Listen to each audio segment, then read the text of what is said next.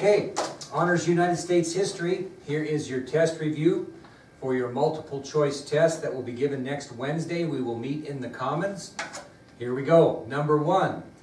During the 1940s and early 1950s, Vietnam was under French control. Number 2. After the international agreement which split Vietnam in half, North Vietnam was communist control. Hanoi is the capital city. Ho Chi Minh leader. Number 3. Under that same agreement, South Vietnam would be non-communist control. Saigon is the capital city, and Ngo Dinh Diem leader. The military coup that was planned by the South Vietnamese military against Prime Minister Diem was supported by South Vietnamese Ambassador Henry Cabot Lodge Jr. and Secretary of State Dean Rusk. The coup was opposed by Senator Mansfield, General Maxwell Taylor, Attorney General Robert Kennedy, and Defense Secretary Robert McNamara. Number 5, the man who told President Kennedy concerning Vietnam, quote, "It's a quagmire. If you go in with an army, you'll never get out," was Senator Mike Mansfield of Montana. Number 6, the 2 senators that voted against the Gulf of Tonkin resolution were Senators Ernest Gruning and Wayne Morris. Number 7, napalm was a mixture of chemicals and gasoline that created a jelly-like substance. When ignited, sticks and burns for up to 10 minutes.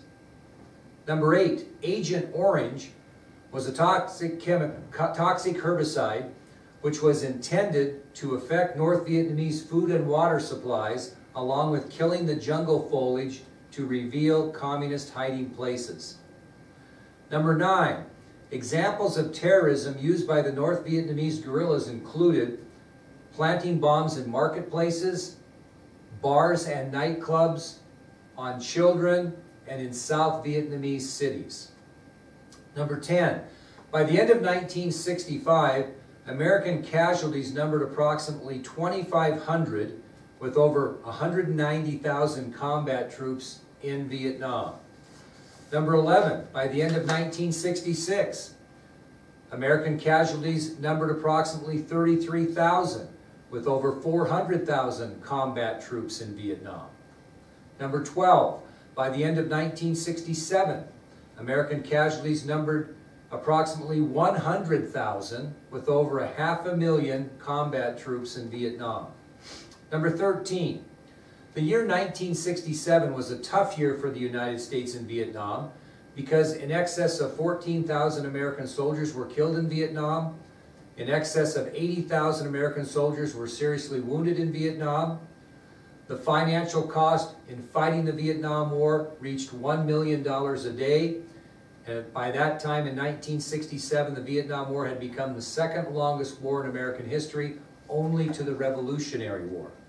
Number 14, in 1967, television covered the Vietnam War nightly with 50 million viewers and 90% of the news coverage nightly on the war itself. Number 15, during the Tet Offensive, the Viet Cong stormed 40 South Vietnamese cities and towns, 12 United States military bases, including the United States Embassy in Saigon. Number 16, during the first 48 hours of fighting during the Tet Offensive, over 200 American soldiers were killed, 900 American soldiers were wounded, and the conflict known as the Tet Offensive was recorded live and broadcast back to the United States. Number 17, the most notable battle during the Tet Offensive was that of Khe Sanh, where the battle lasted 77 days, 274 American soldiers were killed, and 2,500 wounded, and half of the North Vietnamese forces that fought at Khe Sanh were killed. Number 18, by the end of the Tet Offensive, 69% of the North Vietnamese soldiers that fought were killed. Newsman Walter Cronkite began to question the America's effort in the war and called it only the best result a stalemate. And Secretary of State Robert McNamara resigned. Number 19, during the student siege at Columbia University in New York City, students stormed the office of the university president, Students held 3 college officials hostage for 24 hours. Students took over 5 buildings on campus, which led to the forced suspension of all classes. Number 20, the first man to challenge President Johnson for the Democratic nomination in 1968 was Senator Eugene McCarthy of Minnesota. Number 21, the man President Johnson called into his Oval Office to discuss the possibility of sending 206,000 additional troops to Vietnam was Senator Mike Mansfield of Montana. Number 22, by April 1st of 1968, public opinion polls showed President Johnson's overall rating at 36%. Number 23, in May of 1968, peace talks between the North Vietnamese and South Vietnamese governments began. However, fighting in Vietnam continued for another 5 years. Number 24, the state that Robert Kennedy won in the primary election on June 4th, 1968, along with California, was South Dakota. Number 25, the news reporter that recorded the scuffle following the shooting of Robert Kennedy at the Ambassador Hotel in Los Angeles was Andrew West.